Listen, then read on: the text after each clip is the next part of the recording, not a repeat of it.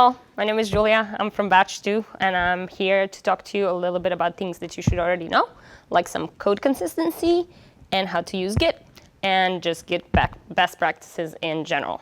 So let's start with code consistency. As you already know, naming convention is a pretty big part of it. So you need to stick with camel case when you're naming classes, like you're going to have here, like for example, base model. You want to capitalize B and M, so it looks like a little camel.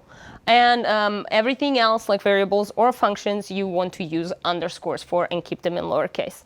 Also, you don't want to mix and match. For example, if you name functions, you should name them the same. So it's do create and do delete, or create and delete. Don't name one do create and the other one delete. Stay consistent. It makes it easier for people to read your code. It also makes it look prettier. Also with macros and constants, they should all be in caps, like you should already know from C and the previous projects. Next thing that you should know is to document everything. So make sure you put it there for your own information and for people that are reading your code. Also add examples if it makes it easier for you to understand what a specific function is supposed to do. Imports. Believe it or not, they should be in alphabetical order.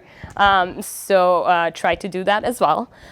When you write code, try not to have too many indents. So if you have like 3 nested if statements, that will push your code all the way to the right. It will be not kind of hard to read, so you want to stay away from that. If that happens, that means you probably need to create some other functions so that you avoid that. Also, if any of your code repeats more than twice, like even twice, you should probably create a function for it.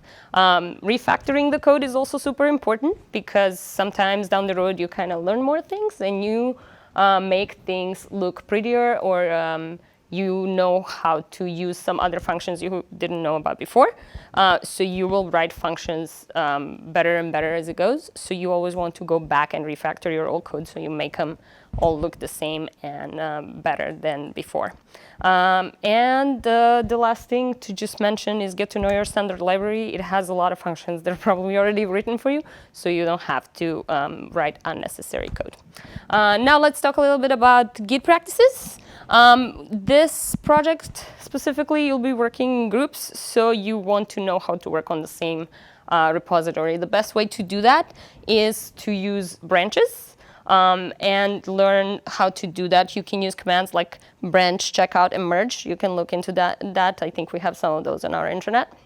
You already know add, commit, and push, and of course pull and fetch are going to be the new one as you go. As you can see, master branch is always the one that everything merges into.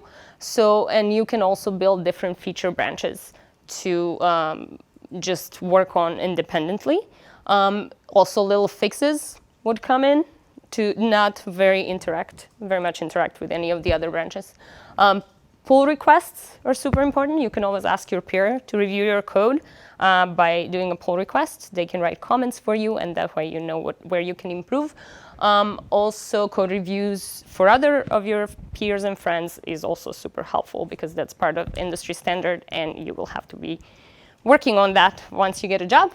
I think that's pretty much it, just the basics, but you know that we all can help you out. Come ask questions, and happy coding.